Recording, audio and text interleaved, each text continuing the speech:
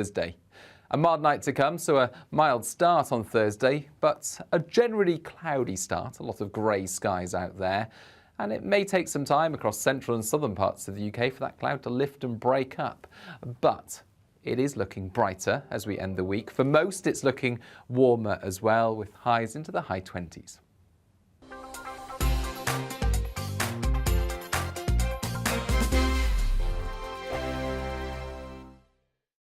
We are GB News. We're right across this great nation. On TV. On radio. On digital. Absolutely everywhere. We don't talk down to you. We embrace all voices with honest and civilised conversation. We are not part of the establishment. We're one of you. And we're only getting started. Join us on GB News, The People's Channel. Britain's news channel.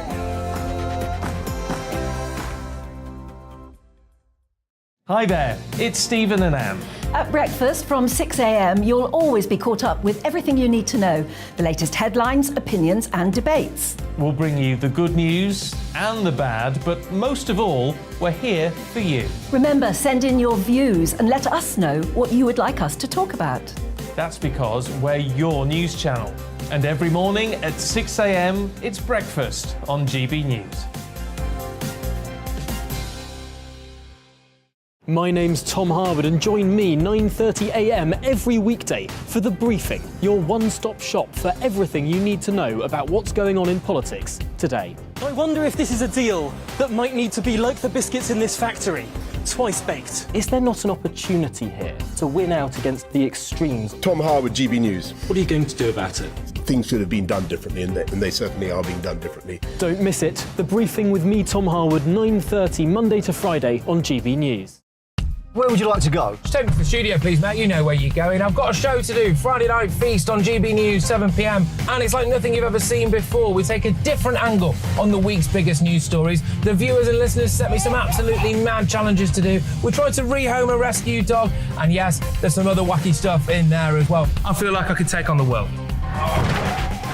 Well, that's that. Friday Night Feast with me, Patrick Christie's, every Friday, 7 till 9 p.m. on GB News. Be there.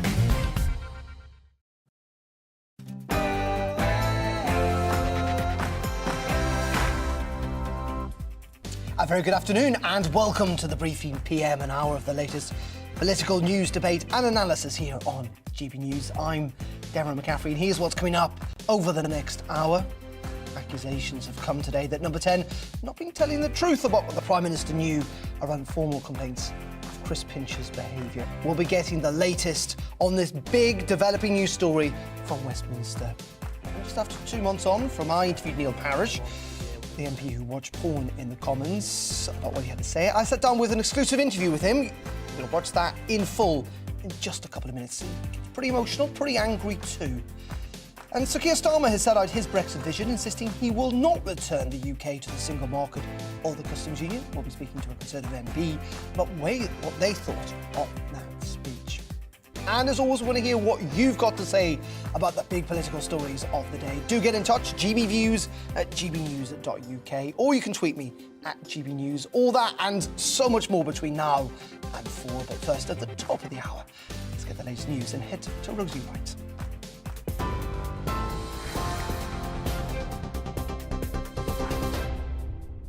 Good afternoon, it's 2 minutes past 3. I'm Rosie Wright, keeping you up to date on GB News. Cabinet Office Minister Michael Ellis has defended the Prime Minister, saying Boris Johnson didn't immediately remember the conversation in late 2019 about Chris Pincher's behaviour. It's after a senior civil servant accused Downing Street of not telling the truth over claims Mr Johnson wasn't aware of official complaints. Mr Pincher resigned last week over allegations he drunkenly groped 2 men, with further historic allegations emerging since. Labour's Deputy Leader Angela Rayner says Mr Johnson's defence has been completely blown apart. Prime Minister was personally informed about these allegations, and yet he was either negligent or complicit. What message, Mr Speaker, does this send about the standards of this government? Cabinet Office Minister Michael Ellis responded by saying mechanisms do exist for upholding standards in Parliament. We do have a Parliament, Mr Speaker, as you know, that upholds standards to cover all of those in public life. No system can replace the fundamental importance of personal responsibility. We all know this to be true. Codes and rules and oversight bodies are there to guide us, but we all ultimately, in public life, must choose for ourselves how to act. A public inquiry into the death of an unarmed father of two concluded he was lawfully killed, but found there were numerous failures throughout the operation. 28-year-old Jermaine Baker was shot at close range by police whilst taking part in an attempted prison break in London 7 years ago. The Met Police say they've made changes to how their firearms command operates in London since Mr Baker's death. Tennis player Nick Kyrgios has been summoned to court in Australia to face a charge of common assault against his ex-girlfriend. Australian police said he'd appear before a magistrate's court next month. The player has made the Wimbledon quarter-finals and is due to play tomorrow. Sweden and Finland have taken the next steps in becoming members of NATO. 30 NATO allies have signed off on the two Nordic countries joining the alliance. It's the most significant expansion since the mid-1990s. Next, individual parliaments of member countries approve the decision. That can take up to a year. In the US, a man's been arrested following a mass shooting at a 4th of July celebration parade in Chicago. 6 people were shot dead after a gunman opened fire with a high-powered rifle from a rooftop. Around 30 people, including a child, were seriously injured. Police say a 22-year-old suspect named Robert E. Cremo, the third, has been detained. This man had to put his son into a rubbish bin to keep him safe. Picked up my son and I started running.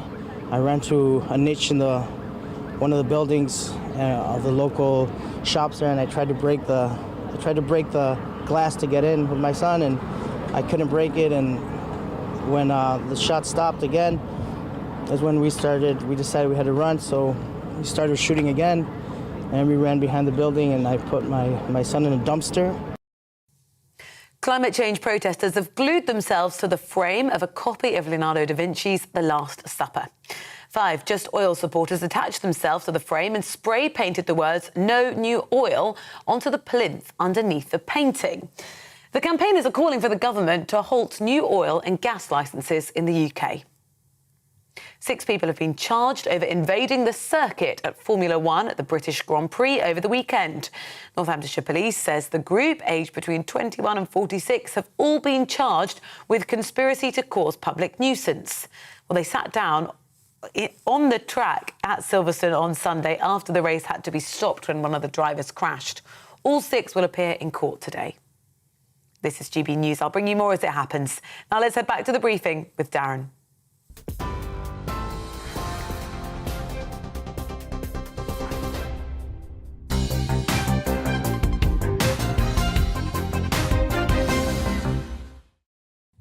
Thank you very much indeed, Rosie. It is 6 minutes past 3 o'clock on this Tuesday afternoon. You're watching us on TV, listening to us on the wireless radio, or indeed doing a bit of both online. Thank you very much indeed for your company. Now, what accusations have come today that Number 10 have not been telling the truth about what the Prime Minister knew of the former complaints about Chris Pincher's behaviour in the Commons today. Cabinet Office Minister Michael Ellis defended the appointment of Chris Pincher as the Deputy Chief Whip, where he said that Boris Johnson did not immediately recall hearing about a complaint that dated back to 2019 about his behaviour. A complaint, it must be said, that was upheld. Many Tory MPs pretty angry this afternoon. Let's go to Westminster, speak to our political correspondent, Tom Harwood, who's there for us. Tom, good afternoon to you. First of all, before we get on to the reaction, just talk us through what in many ways has transpired today, because we heard from Lord MacDonald a little earlier, essentially accusing the Prime Minister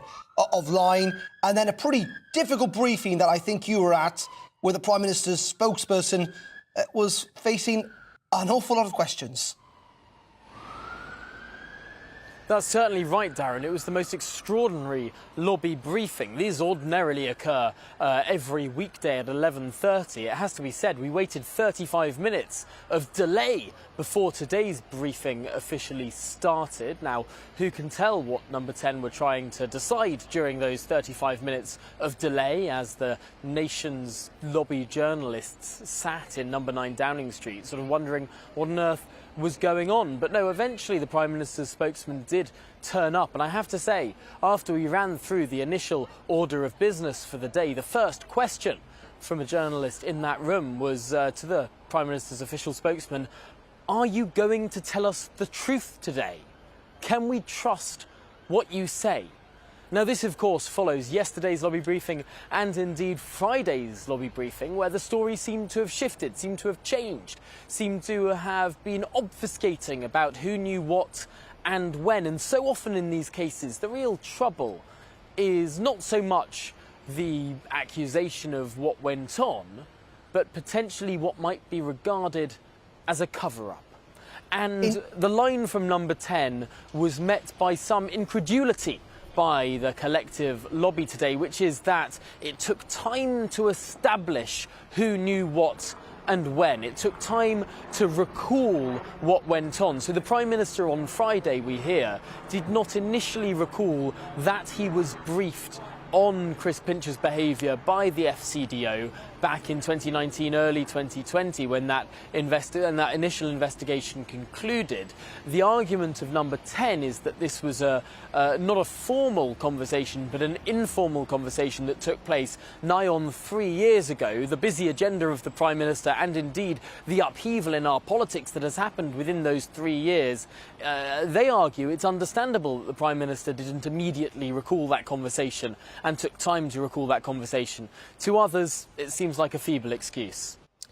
Indeed, and it doesn't quite explain why Dominic Raab, the Deputy Prime Minister, who was doing the morning round this morning, who spoke to the Prime Minister yesterday or in the last 24 hours, wasn't aware either of this, even though we are told the Prime Minister recalled it, I think, on Sunday.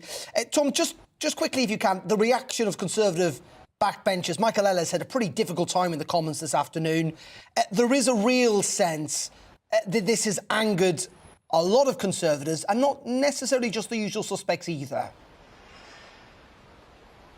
Certainly, the Solicitor General, Michael Ellis, often gets sent out at difficult times like today to sort of bear the brunt of the barrage, usually from the opposition benches, but today some from his own benches as well. And it's now harder than ever for the government to argue that this is just a sort of Remainer plot against the Prime Minister, because many senior Brexiteers are also standing up and saying that what has gone on, the organisation within Number 10, the way this has been handled over the past 4 days is deeply subpar. No, a difficult time for Michael Ellis in the chamber, as the Prime Minister's official spokesman was having a difficult time in Number 9 Downing Street. This is a situation that could have, I think, everyone accepts over the last 4 days, could have been handled better by this government.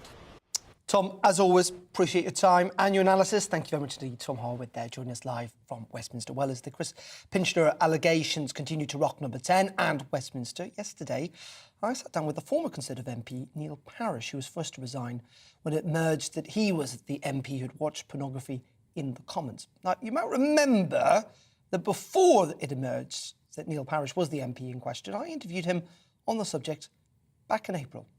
Neil, well, we've got you on these reports, and we know your chief whip is looking into them from a female minister about another Conservative frontbencher watching pornography on his phone. What's your reaction to that? I mean, it's pretty jaw-dropping, the suggestion that it's happened. I mean, frankly, whoever it is, I mean, surely they would have to have the whip removed, wouldn't they? I mean, I think the Whip's office will do a thorough investigation, and we will wait and see that result. And I think, from that, then the decision will have to be made what action to be taken. Is there a problem with the culture in Parliament, do you reckon? I mean, it's not just Conservative MPs, we should say, this is a cross-party issue, but there is a sense, I think, for people outside looking in, that there's a whole range of stories, even this year, involving different MPs, that gives a sense that there's a cultural problem inside Parliament. I think if you've got sort of 650 members of Parliament in what is, a very sort of very intense area, I mean, you are going to get people that step over the line. I mean, is it, I don't think there's necessarily a huge culture here, but I think it does have to be dealt with seriously. And I think, that's what the whips will do in our whip's office. Pretty extraordinary stuff. Well, yesterday I had a chance to interview Neil Parish about that interview that I did before it was revealed, his career in politics, the resignation it's had, the effect it's had on him and his family, and of course Boris Johnson's leadership and those suggestions of double standard by Number 10. This is the interview with Neil Parish. Neil, Mr. Parish, thank you very much indeed for joining us. I suppose, first of all, a very long career. I was in Brussels, not when you were there, but you were an MEP, weren't you, for a long I was time, and then an chairman MP. of the Agriculture Committee over there. And it's fascinating, isn't it, that, throughout your career, farming and agriculture have been the heart of what you've done in, more than 20 years, 25 years. And I still have it in the blood, and it'll be in the blood to my dying days. So, even after such a horrendous mistake I made, even after resigning, I must keep that alive. I am talking later on this afternoon to people from the industry to see what help I can give. We're reforming agriculture policy, but we haven't got it right because we're not producing enough food, and all our policies, they're not designed to reduce food production, but that's what they'll lead to. And I think there's morality now for us to help with food production, not only in this country, but across the world, because you see, parts of Africa will starve. We will always be able to afford food because we can buy it, but they can't necessarily. And is that what got you involved in politics? It was really, and environment as well, and I like people, and I got very lonely on the farm, and I engage well with people. I'm a people's person. And so that's the bit I'm missing more than ever, and that's why I'm sure many in the hierarchy of my party would like me to remain buried very deep, but I don't intend to stay underground long, and I'm coming out now. That's why, in some ways, when we look at kind of that week or whatever, when did it become clear to you that you had no choice, or were you told essentially you had no choice? Yes, you see, my beef against the chief whip was that I said, and all right, I was wrong, and I've resigned, but you see, I said, can't I never intended to offend anybody. I mean, I knew I shouldn't be watching it. I never flouted the pornography, and so I wanted to be able to apologise to those concerned, and I wanted to be able to settle it privately, rightly or wrongly. And of course the chief whip said, oh no, he said, I've told them to refer you to the Standards Board. And don't forget, this is a regime that has a deputy chief whip, Chris Pincher, who now is sort of standing, all right, not proven yet, accused of all sorts of things. And he was sitting in judgment of me. Was it a moment of madness? How? I mean, it's one of these things where lots of people go, right, yeah. How does that even happen?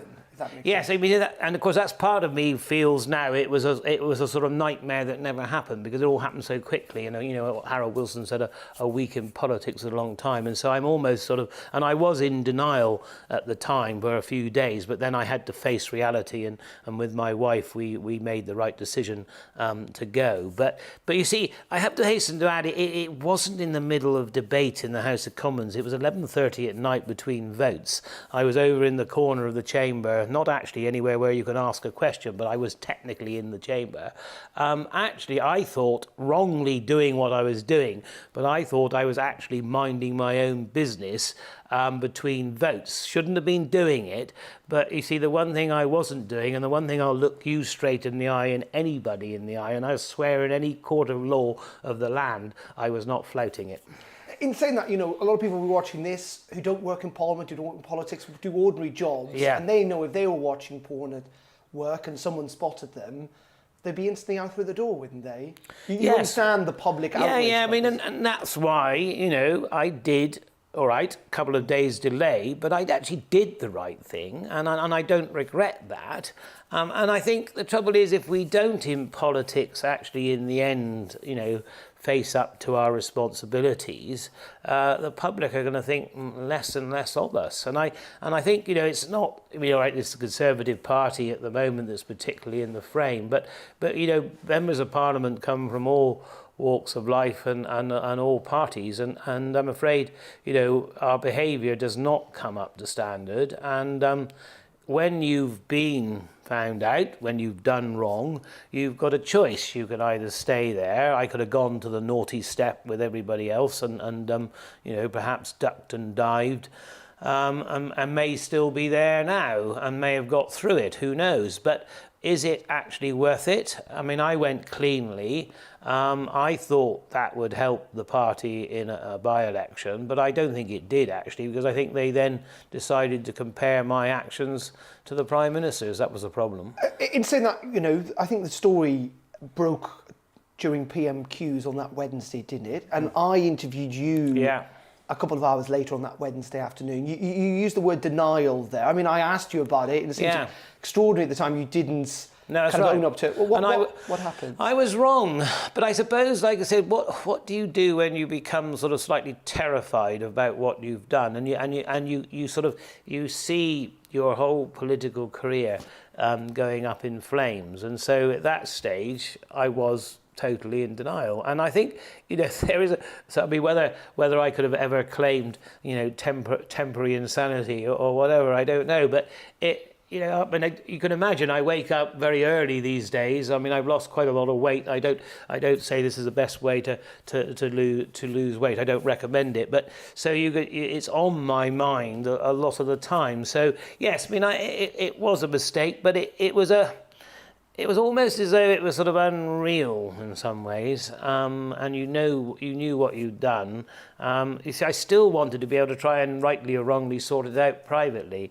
Hence, I was sort of bounced into that, because I should have thought you were going to ask me that question. I probably shouldn't have come on that day in hindsight. But that's nonetheless. You see, once you've behaved badly, you have got to take responsibility, and that's when talking to my wife, who's been a great supporter of me. She's the rock of ages, and so you know, you talk to the family and you make the right decision.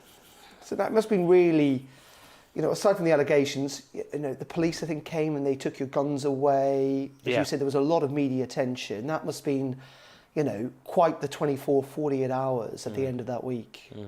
On the police taking the guns away, please, what I would want to say publicly is that the police behaved very well, and they came back several times after they taken my guns away just to check that I was okay, much more than, dare I say it, any duty of care from my own party. But so they took the guns away, not because I'd been threatening anybody or I'd had any problems with mental illness. It was just that in the circumstances, they felt it was best for me not to have those guns. I'd even forgotten they were up there. They're shotguns. I only use them really for some clay pigeon shooting and frightening rooks when they come and eat the corn in the winter time. And so, you know, and try and keep them away. So, but, you know, they were right to do so. And so I want to thank the police for the way they dealt with me. It's clearly, though, still several months on, quite stressful for you, quite upsetting, frankly. Yes, I mean, what you've got to do, though, and this is why I'm talking to you today, is because I need to come back. I've taken sort of not professional psychological advice, but some good friends I've got who know about psychology say that you mustn't hide away.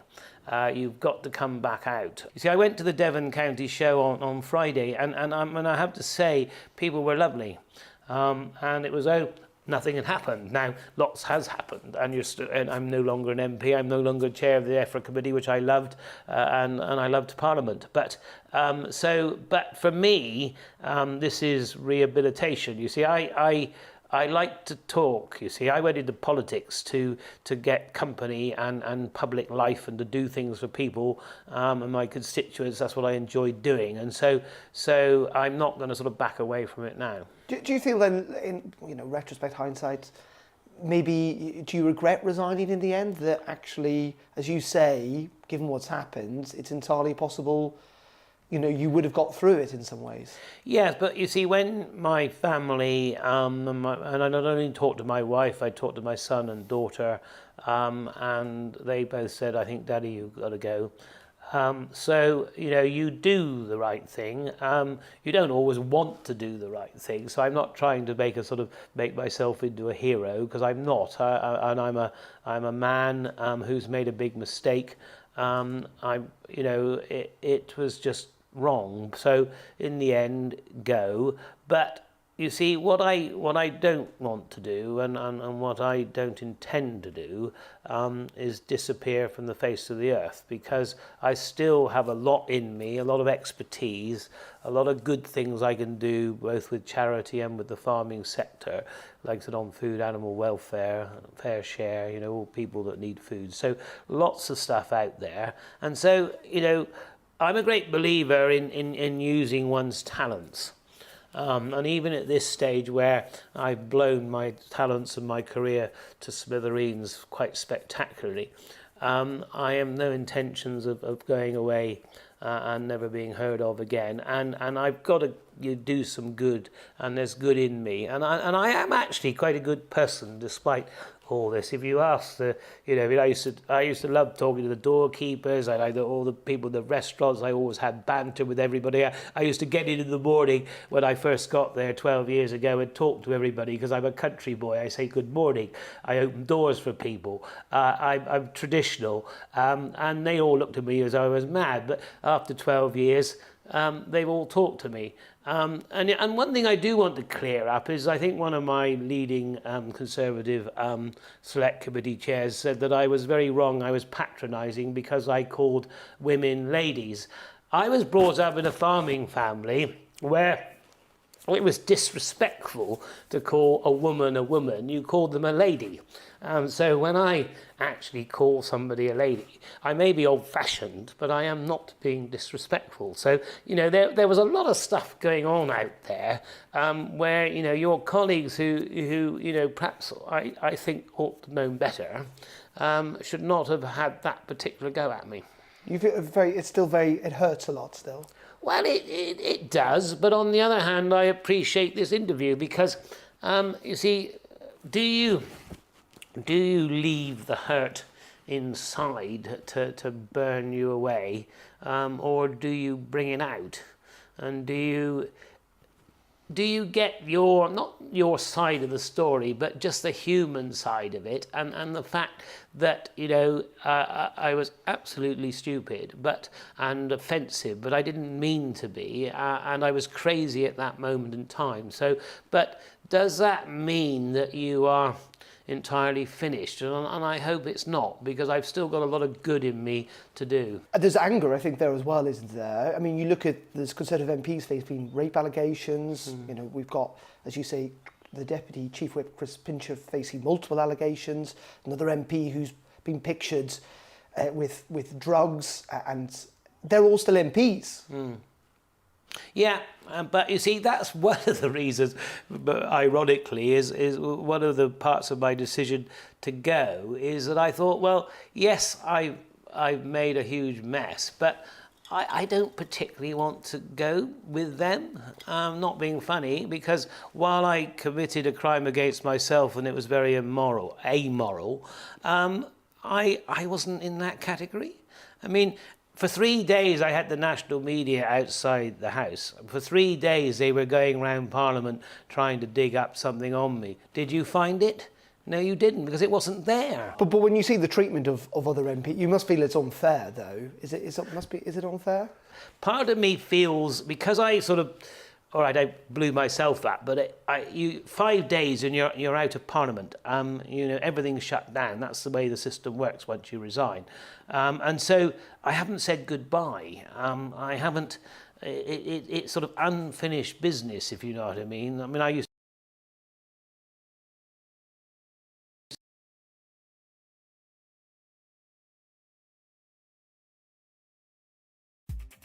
Well, just got a little technical problem with the end of that interview. We will hopefully try and get the end of it if we can. If not, you can always watch it in full on our YouTube channel. And get in touch with what you think about this in regards to this. You can email me of gbviews at gbnews.uk, or indeed tweet us at gbnews. It's pretty clear, as you can see from that, there is an element of anger about that double treatment that in many ways he feels he's faced in regards to other MPs, not least Chris Pincher, who is still a Conservative MP facing those allegations, but also quite emotional for him as well. But many people will still think he was, of course, right to resign given the seriousness of the allegations, which he admitted. As I say, GBViews at gbnews.uk. Do get in touch. Well, we're going to pause there on the briefing here on GB News. Coming up in just a couple of minutes, we're going to be focusing on Keir Starmer's Brexit speech. Do you still trust him on that? We'll be speaking to a Conservative MP and talking about defence spending too. That's all coming up in just a couple of minutes. Stay tuned.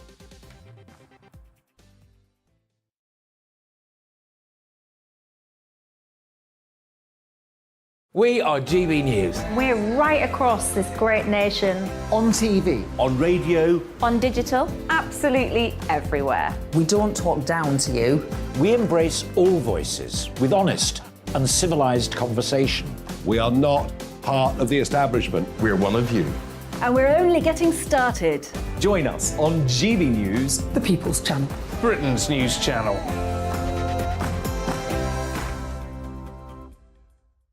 Hi there, it's Stephen and Anne.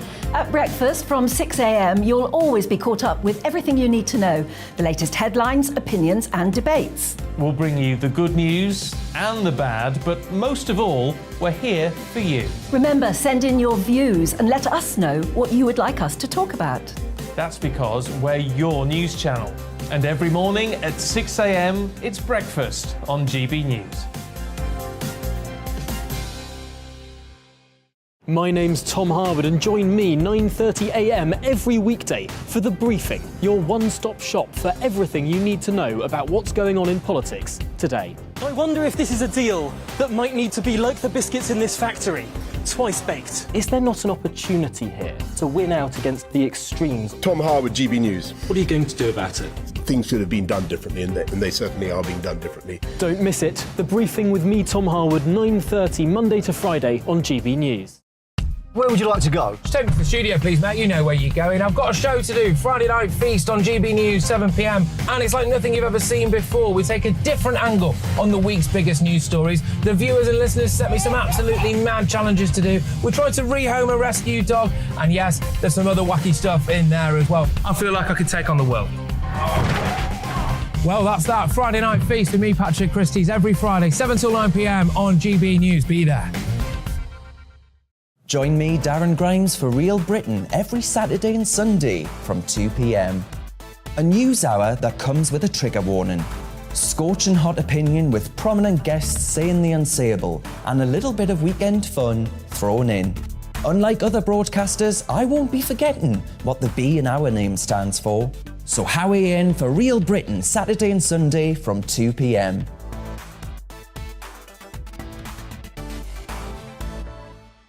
Hello, I'm Patrick Christie's. And I'm Mercy Moroki. Make sure that you join us Monday to Thursday, 10 a.m. until midday, right here on GB News for To The Point.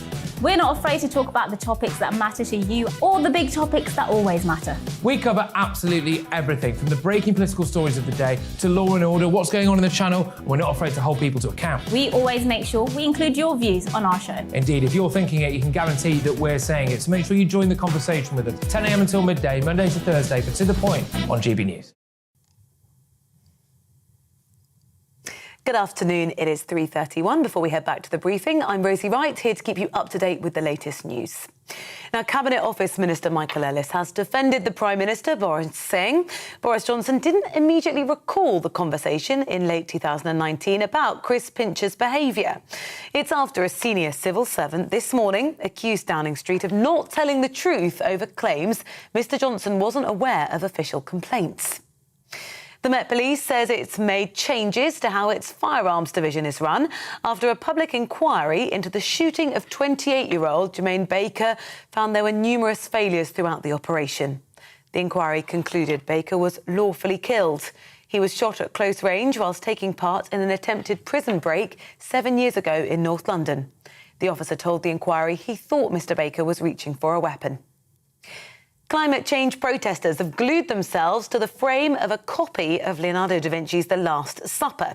5 Just Oil supporters attached themselves to the frame and then spray-painted the words "No New Oil" onto the plinth under the painting. Well, the campaigners are calling for the government to halt new oil and gas licences in the UK. The tennis player Nick Kyrgios has been summoned to court in Australia to face a charge of common assault against his ex-girlfriend. Australian police said he would face a magistrate's court next month. The player has made the Wimbledon quarter-finals and is due to play tomorrow. TV, online and DAB plus radio. Thanks for bearing with us through a few technical issues. Shortly, we'll be back to Darren and the briefing. Here's a quick snapshot of today's markets. The pound buys you $1.195 and €1.165. The price of gold currently stands at £1,481 and 83 pence per ounce.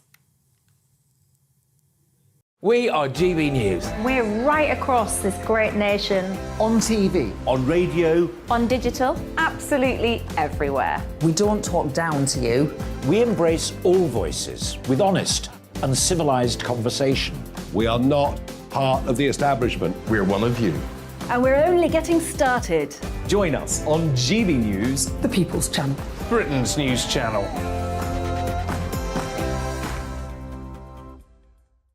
Hi there, it's Stephen and Anne. At breakfast from 6 a.m, you'll always be caught up with everything you need to know, the latest headlines, opinions and debates. We'll bring you the good news and the bad, but most of all, we're here for you. Remember, send in your views and let us know what you would like us to talk about. That's because we're your news channel. And every morning at 6 a.m, it's breakfast on GB News.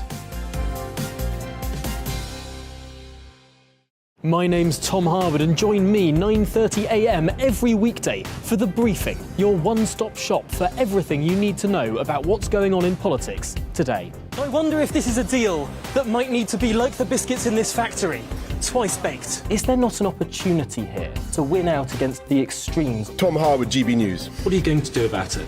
Things should have been done differently, and they certainly are being done differently. Don't miss it. The Briefing with me, Tom Harwood, 9:30 Monday to Friday on GB News. Where would you like to go? Just take me to the studio, please, Matt. You know where you're going. I've got a show to do. Friday Night Feast on GB News, 7 p.m. And it's like nothing you've ever seen before. We take a different angle on the week's biggest news stories. The viewers and listeners set me some absolutely mad challenges to do. We tried to rehome a rescue dog. And yes, there's some other wacky stuff in there as well. I feel like I could take on the world. Well, that's that. Friday Night Feast with me, Patrick Christie's, every Friday, 7 till 9 p.m. on GB News. Be there. Very welcome back to GB News and The Briefing. It is 25 minutes to 4 o'clock on this Tuesday afternoon. We're on TV, online and on your wireless radio as well. Thank you very much indeed for your company. Now, today, member states of NATO have signed off the accession protocols for Finland and Sweden, coming just days after Turkey lifted its veto against the historic Nordic expansion. It'll pave the way for a potentially lengthy ratification process, which has to be agreed among the 30 member states. And there are concerns that Turkey could still pose problems for the two countries' final inclusions as members. But it's still a pretty momentous moment for clearly Finland and Sweden, but also for the NATO alliance as well. Well, joining me now to discuss all of this is the former British Army officer Hamish de Bretton-Gordon, who joins me down the line. Hamish, as always, pleasure. Thank you very much indeed for joining us. I mean, this is and has been a pretty historic week, hasn't it, for NATO?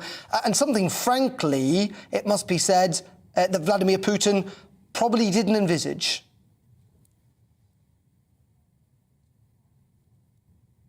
February this year.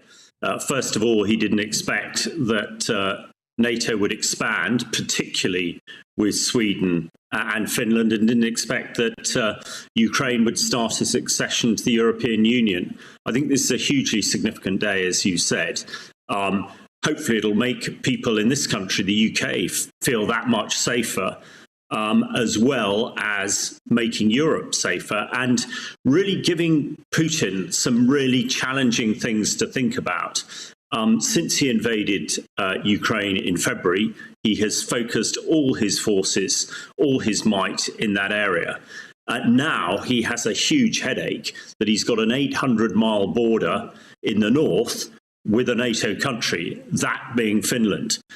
He'd never had to worry about that in the past. And with his forces so thinly stretched, hopefully this might be the catalyst to make him start thinking that actually this illegal invasion is probably something that he now needs to consider in great detail on where to go next. And hopefully, it might get them to the negotiation table rather sooner than if Finland and Sweden had not joined NATO. Buoyed, haven't they, in recent days by the moves, the extension of the forces' incursion in eastern Ukraine. Let's be frank about this. They've made reasonably significant progress, the Russians. That's right. Absolutely. The Russians have made progress and are pushing Ukraine. Ukrainian military forces are trading land for space, if you like, falling back.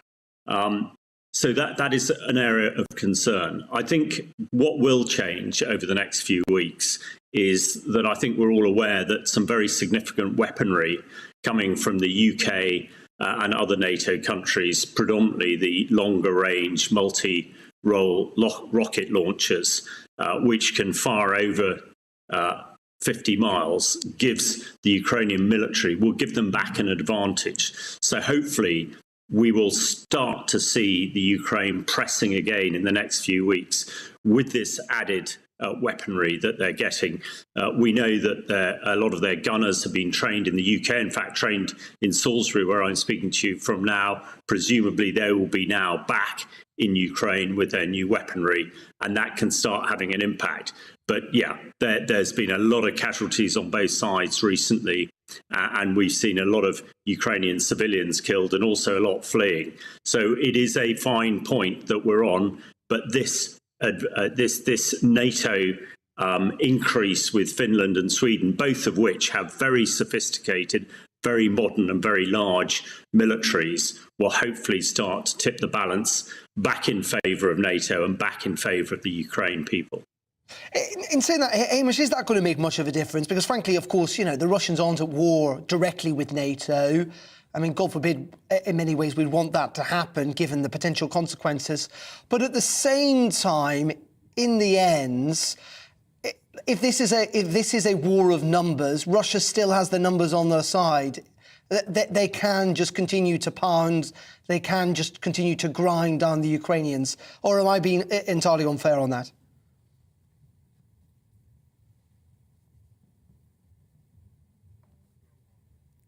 The Russians have lost, apparently, in the order of 1,500 tanks in this conflict. They have about another 1,000, that's for sure, but much older and less capable vehicles. They are losing a lot of manpower. There are lots of talk about Russians running out of soldiers and a whole host of other things. We know that they're very short of precision-guided missiles, which is why they're using what we call sort of dumb weapons and why so many civilians have been killed.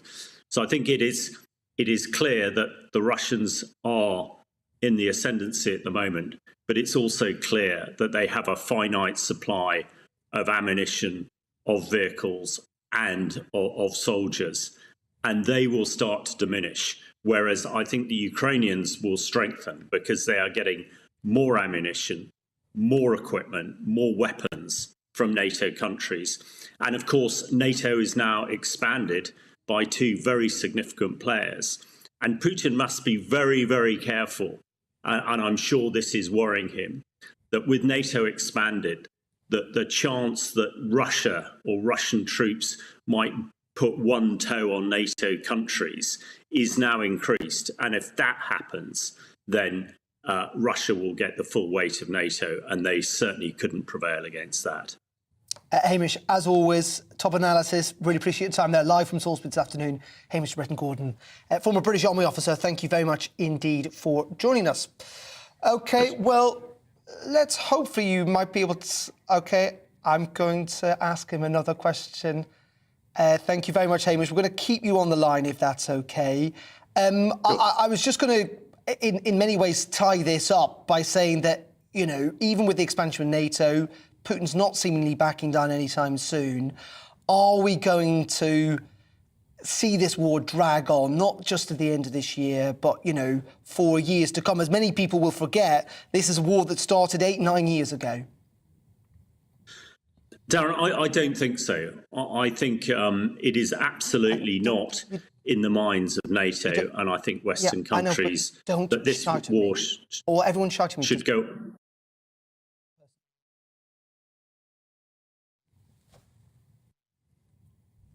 Sorry, do you want me to answer that question? Yes, please. Yes, please. Yeah. I think it's in nobody's interest for this war to go on any longer than at all possible. And when the Ukrainian president said recently that this war must be over by winter, I think everybody bought into that. And that is what we're aiming for. I don't think the Russians have the wherewithal, the capability, the ammunition, the equipment to run this war on, any longer than the winter. And of course, if they try and force it, they're very likely to lose a lot of ground and be pushed back, not just to February of this year positions, but potentially also losing some of the ground that they took in 2014. So I don't see this being an elongated conflict going on for years. I don't think any side can afford that to happen. And I expect that all the wherewithal that NATO is now giving Ukraine with its training, its equipment, sophisticated equipment and ammunition, that the Ukraine would prevail. And of course, if Russia makes any mistakes, a wider expansion to include NATO would certainly see the defeat of Russia in Ukraine and push them back further, I expect. For persevering with us, apologies for the technical details, but great analysis as always. Thank you very much. I'd say Mr. Bretton Gordon there joined us from Salisbury this afternoon. Let's hope some of the weapons work better that the West will be developing. Thank you. My name's Tom Harwood, and every weekday we bring you The Briefing live from 9:30 a.m. The stories, analysis and live debate that you need to hear. Quite right, Tom, of course. Was this something that had been considered at all? Difficult to answer. Gas-guzzling helicopters circling. Noise is being made here. Joe Biden walking out. Thank you very much for joining us. Don't miss it. The Briefing with me, Tom Harwood, Monday to Friday, 9:30 a.m. on GB News.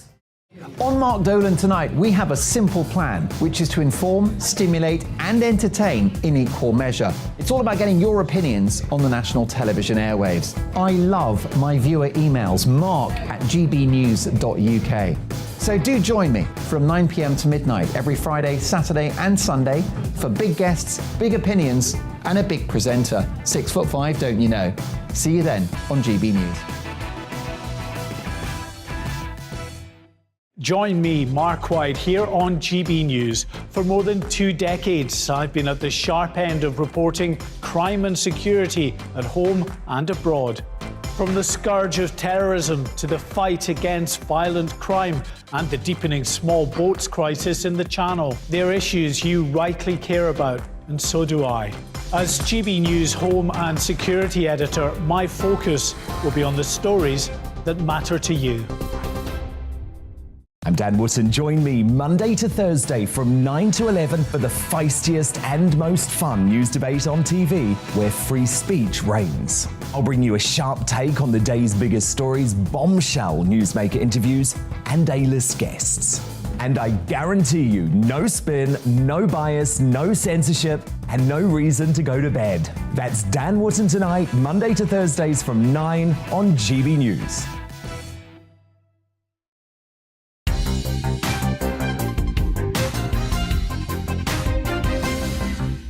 Well, I was brought up in a Christian home, and that was a big part of my upbringing, really. And particularly, I suppose, very much a focus on character and values and virtues. So I was quite a high achiever at school. I did really well in lots of things. You know, I was one of those lucky people who just enjoyed school and it really suited me. But what my parents really emphasised was character, how we treated each other, you know, whether we said sorry and forgave each other when we fall out, as all families do, honesty, integrity, those kind of things. And I suppose that's what I've carried with me. I think, you know, those things are so important in our, not just our personal lives, but in our national life as well. The virtues, the characters, it sounds really old-fashioned, but actually if we treat each other properly, then everything else follows from that. So yeah, faith and the teachings that come out of it have played a big part in my life. And how do you practice your faith? Are you a churchgoer? Is it daily prayer? Yeah, all of the above. I mean, I'm churchgoer, read the Bible, you know, all those kind of things that people would see as religious. But for me, it's much more alive than that. I suppose as a Christian, I think, yes, it's about reading the Bible, knowing about my faith, understanding theology and things like that. But it's more about a sense of purpose and having a living relationship with Jesus and, just following that day by day. And I think it gives me a real strength because as politicians, as you know, we come under a lot of attack and frequently we make decisions where we're not actually 100% sure. We weigh things up, but is this the right way to vote? And I think having that security of knowing that I believe in something bigger and something higher is really, really important and actually helps cope with the day-to-day ups and downs of political life. What are the biggest ups of political life? No 2 days are the same. The things that you learn about and become involved in are just amazing. And the influence.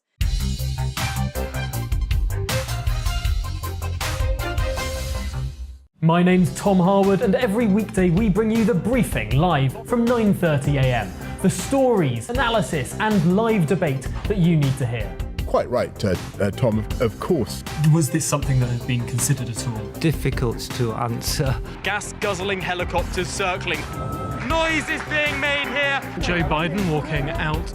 Thank you very much for joining us. Don't miss it. The Briefing with me, Tom Harwood, Monday to Friday, 9:30 a.m. on GB News. Join me, Mark White, here on GB News. For more than 2 decades, I've been at the sharp end of reporting crime and security at home and abroad. From the scourge of terrorism to the fight against violent crime and the deepening small boats crisis in the Channel. They're issues you rightly care about, and so do I. As GB News Home and Security Editor, my focus will be on the stories that matter to you.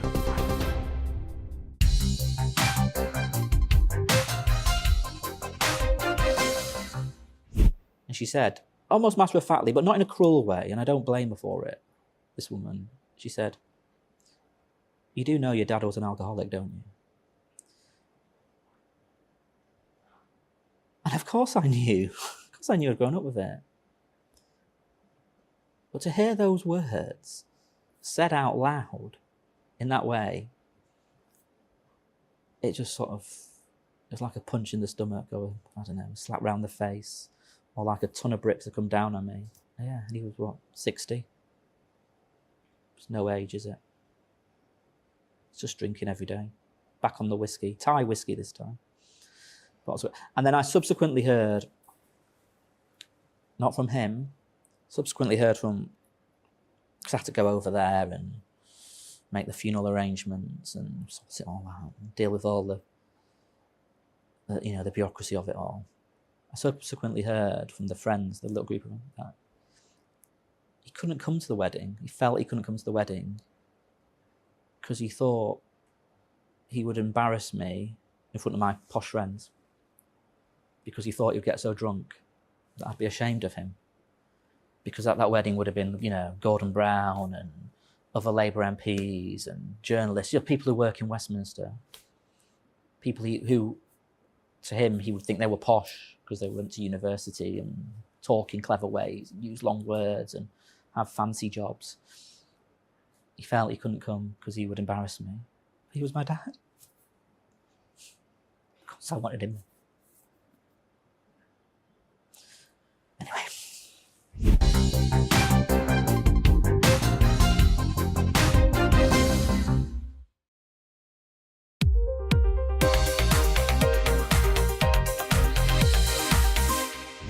Karen Billamoria, thank you so much for seeing us here on GB News.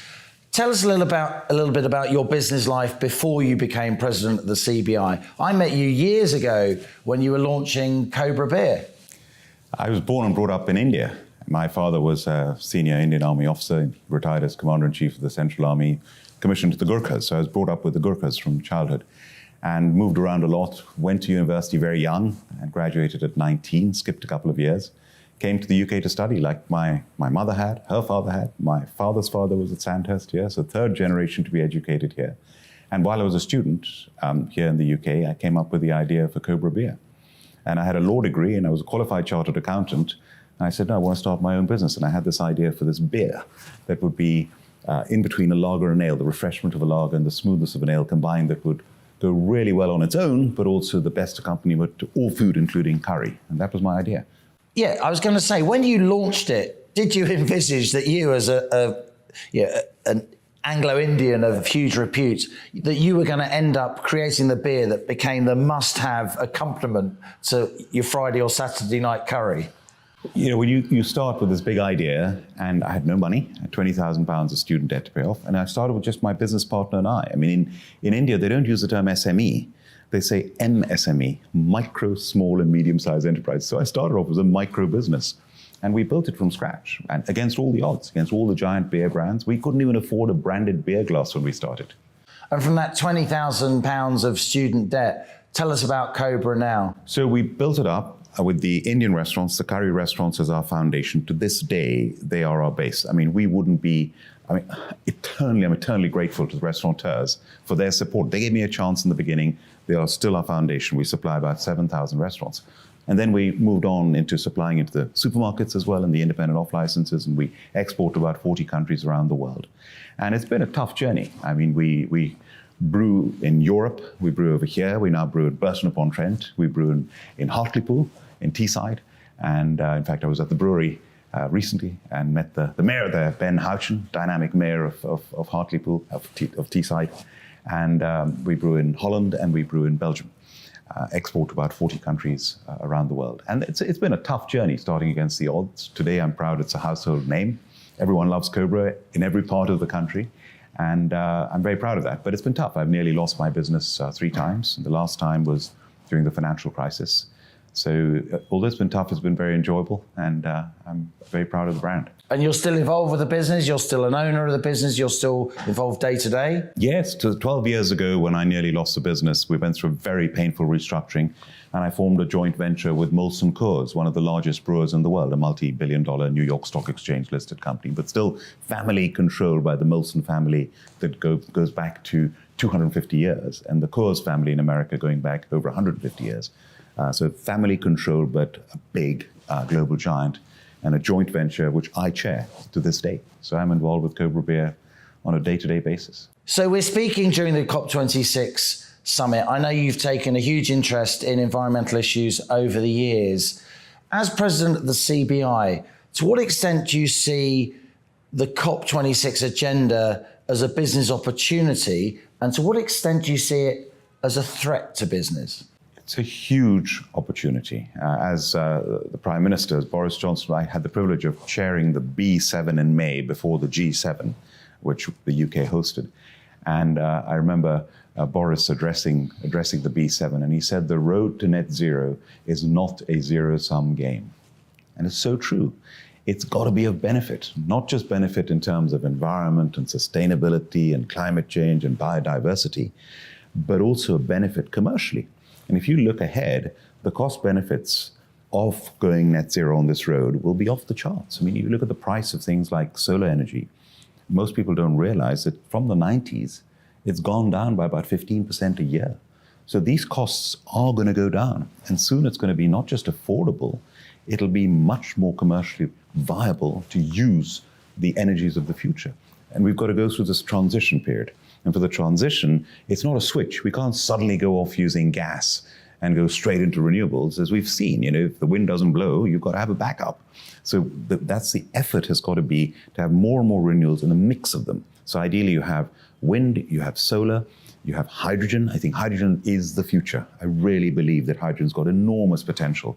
I remember when we had this investment summit, we had Lord Banford, my colleague in the House of Lords, his bus, JCB bus, was parked there, went on board that bus and was explained how hydrogen bus actually works. I'm Chancellor of the University of Birmingham. We've got a world-renowned railway department, a Queen's Award-winning railway department, and we have produced the first retrofitted hydrogen-powered train that's been up and running in the West Midlands and is going to be up and running in Glasgow at COP. And I'm looking forward to riding on that train. In fact, I'm going to be holding a meeting on that train, chairing a meeting on that train. So it's that and nuclear. We don't talk about nuclear enough. Rolls-Royce are coming up with these modular nuclear plants. Small scale, much cheaper to build. Small scale, quicker, cheaper. Nuclear, of course, you've got the waste to manage, but if you can do nuclear properly, it's the cleanest energy. So we've got to go forward at speed, and it's a race. As David Attenborough, our national treasure, I mean, he's there saying, 95 years old, come on, you've got to do it. There's a hurry to this. It is a race. There's clearly a business opportunity from this move away from fossil fuels towards renewable energy. And of course, Lord Bilimoria, as we scale up these technologies, they become cheaper and more accessible. But we've got to get from here to there. And getting from here to there, a lot of households look at that, a lot of businesses look at that, and they see an awful lot of cost and they see an awful lot of pain. Most people don't know that heat, 1/3 of greenhouse gas emissions comes from heat. Half of that comes from buildings. And of the 29 million houses that we have in this country, only 1 million of them are up to the standard if we're going to achieve net zero by 2050. That means 28 million houses have to be upgraded. That means 200,000 jobs to be created. It means huge amount of investment. It means a delivery body. We've recommended something like the National Centre for the Decarbonisation of Heat based in the West Midlands to actually implement this like an Olympic-style delivery body. Retraining, investment, and affordability. So if you want heat pumps, or if you want hydrogen boilers, you've got to get there, technology in an affordable way. But it's a big challenge and it's got to be done. And business has got to lead from the front. And I think COP26 is a big example for business because you can talk, but can you walk the talk? And I'm proud to say 1/3 of our largest companies in the UK with a market cap of £650 billion have committed to net zero by 2050. And we want more and more businesses to make that commitment. And on top of that, you've got businesses like EY, Ernst & Young, earlier this year, in the middle of a pandemic, they said, we're going to go carbon negative this year. Microsoft said, we're going to go carbon negative 2021 in the middle of a pandemic. And I've just heard the news, in October, EY had already become carbon negative. Now that's great, that's walking the talk. Some people watching this, though, there'll be householders worried about talk that they've got to throw out their gas boiler and install a very expensive heat pump that will cost 10, 15, 20,000 pounds, money they couldn't dream of conjuring up, and then a lot more to run than a gas boiler. They'll be thinking a lot of this corporate commitment to net zero is a publicity stunt. It's kind of window dressing. So with all due respect, Lord Bilimoria, how do we reassure the country, the ordinary men and women who are going to face these big bills of this transition? And this is where we've got to make sure it is all affordable. Not just affordable, it's got to be commercially better. So not only are you doing things that are environmental, but actually it should be more efficient. It should be cheaper. Now with cars, electric vehicle sales are booming, but where are the charging points? So the government has a big role to play over here as well in incentivizing investment into green, enabling it at speed. So we need the charging points. We need the battery technology. We need the gigafactories. So there's huge opportunity to collaborate with countries. I was chairing a meeting with Indonesia just now, with the Deputy Prime Minister of Indonesia in London, and they've got huge potential to partner when it comes to battery technology. So we can do this. We've got to partner across the globe. The sooner we do this, the bigger we do this with government investing side by side with the private sector. And here's another very important point. The United Kingdom is the second largest recipient of inward investment in the world. We've been a magnet for inward investment. This is our opportunity. This is 2021 on the global stage. G7, now COP26, saying to the world, here we are, leading from the country, come and invest in the UK. And that investment will make a big difference in addressing the issues that you've just spoken about. Isn't there an irony, Lord Bilimoria, that as COP26 is happening and the eyes of the world are on this summit, it's obviously a very important summit in Glasgow, Western countries are literally begging Vladimir Putin to send more gas, a fossil fuel. They're begging the OPEC energy exporters cartel to send more oil. This energy crisis that we're living through, that's seeing household bills soaring, seeing many companies that you represent that have heavy energy bills, no energy price cap for them, of course, because they're not households. Isn't this energy crisis focusing minds? Doesn't it make it harder to promote this COP26